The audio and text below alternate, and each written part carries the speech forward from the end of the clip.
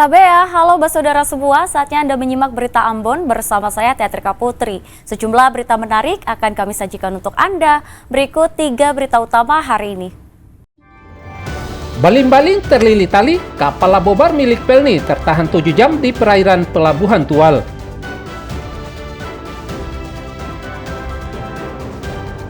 Perjuangan tenaga kesehatan untuk melayani warga Seram bagian timur diterjang gelombang tinggi. Sebuah masjid di Kota Ambon mengalami kecurian, uang jutaan rupiah raib di gondol maling.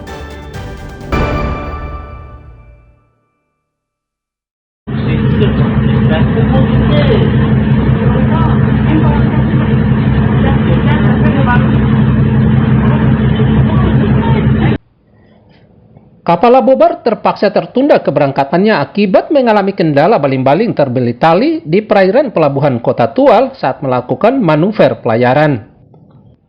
Kondisi ini memancing perhatian berbagai elemen, termasuk TNI Angkatan Laut. Pasukan katak langsung diturunkan menyelam untuk melepas lilitan tali di baling-baling kapal. Operasi penyelamatan berjalan dramatis, sebab tim penyelamat terhalang arus laut yang cukup kuat dan jarak pandang terbatas di bawah air. Dibutuhkan 1,5 jam untuk tim penyelam melepas tali yang membelit baling-baling kapal. Setelah tindakan penyelamatan, KM Labobar kembali melanjutkan pelayarannya menuju Pelabuhan Dobo, Kepulauan Aru setelah 7 jam tertunda keberangkatannya.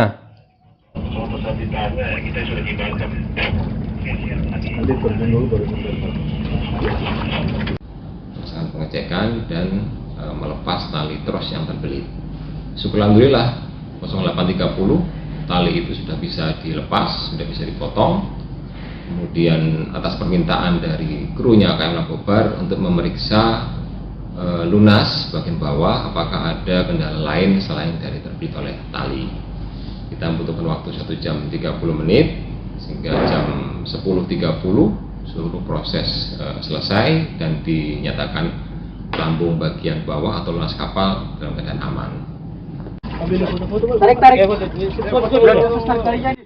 KM Labobar merupakan salah satu moda transportasi laut utama yang melayani rute Jakarta, Surabaya, Makassar, Bau-Bau, Ambon, Banda, Tual, Dobo, Kaimana, Fak-Fak, serta Agat pulang pergi. Kapal ini menjadi andalan masyarakat Tual dan Maluku Tenggara karena merupakan satu-satunya kapal penumpang yang menghubungkan wilayah ini hingga ke Pulau Jawa. Tim Liputan melaporkan dari Tual.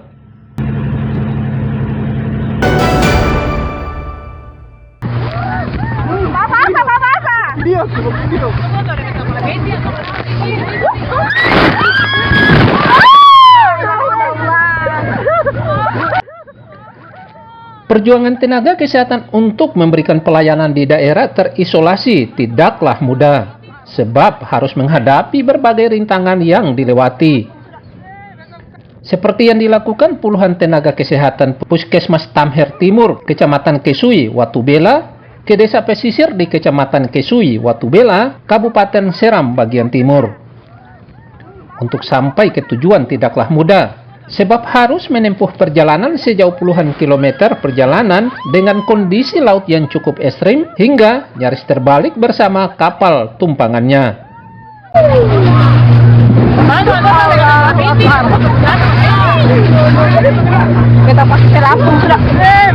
Meski medannya berat, tak menyurutkan pengabdian mereka untuk memberikan pelayanan kesehatan kepada warga setempat.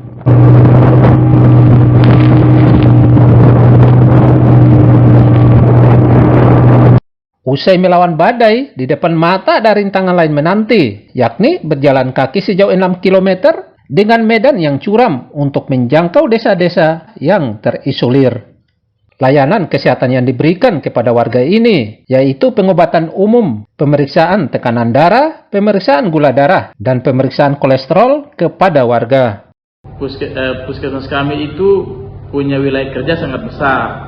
Ada 18 desa dan 21 posyandu. Jadi harapan kami yang pertama itu akses jalan harus dibangun, ditambah lagi dengan transportasi yang memang sesuai dengan kondisi alam yang ada di wilayah kami di Kecamatan Kesui Watubela. Jadi harapan kami kalau bisa pemerintah daerah atau pemerintah provinsi, baik pemerintah pusat, kalau bisa ada penambahan puskesmas di Pulau Watubela sehingga bisa mengurangi langkah kami untuk menjangkau sampai ke puskesmas atau yang ada di Pulau Watubela, karena sangat jauh sekali dan memang kondisi alam kalau sangat cuaca laut kalau sangat bergelombang itu sulit buat kami untuk menjangkau sampai di Pulau Watubela. Pemerintah daerah serta pusat didesak membangun infrastruktur jalan serta kesehatan di daerah ini agar potret buram ini tidak lagi terjadi. Tim Liputan melaporkan dari Seram bagian timur.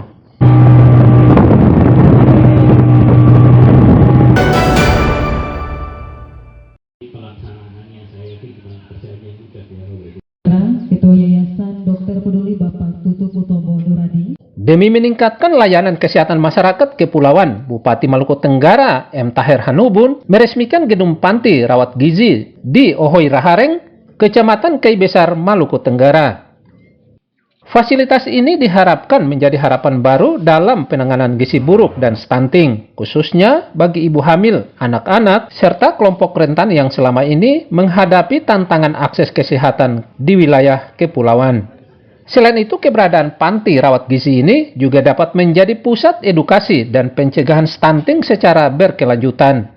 Sebab faktor geografis menjadi kendala warga Kei Maluku Tenggara sulit mengakses kesehatan ke kota. Makan tuh asal kenyang saja sudah. Ya, so, akhirnya poro kembung, otak IQ jongkok, terus tidak sehat. Tapi kalau kita bisa ukur, bisa tahu, makanya dengan ilmu, baca buku. Ini sudah diberikan kemudahan oleh Dr. Ser. Pinjamlah, baca, akhirnya kamu mempraktekkan. Supaya masyarakat yang biasanya masak, itu dong tahu. Gogos. Itu, ibu yang biasa bikin gogos, kasih potong gogos, ibu tahu proteinnya berapa. Panti rawat gizi ini diproyeksikan mampu melayani sekitar 300 pasien per tahun yang terdiri dari anak-anak dengan gizi buruk, ibu hamil, hingga lanjut usia. Fasilitas ini juga dirancang untuk penguatan sumber daya manusia di tingkat desa melalui pelatihan kader kesehatan lokal untuk melakukan pemantauan tumbuh kembang anak, penyuluhan gizi, serta sosialisasi pola hidup sehat. Program ini turut melibatkan para relawan kesehatan. Tim Liputan melaporkan dari Maluku Tenggara.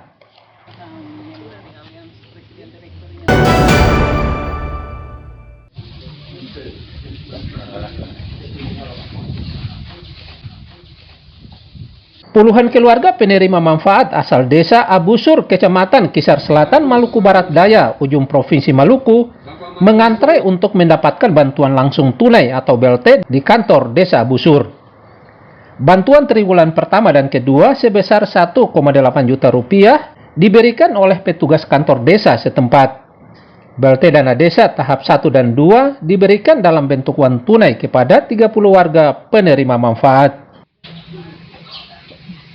Uangnya mau Mama pergunakan untuk apa? Kebutuhan mungkin beli beras. Beli beras ya? Sekarang ini, Siap.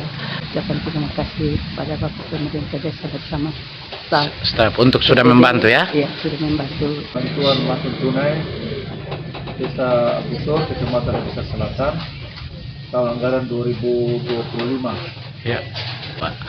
30 kakak. 300 per bulan, 6 bulan, maka 1 juta lewat 100. Bagi warga kurang mampu, bantuan ini sangat membantu mereka untuk membeli kebutuhan hidup sehari-hari. Demi Dadiara melaporkan dari Maluku Barat Daya.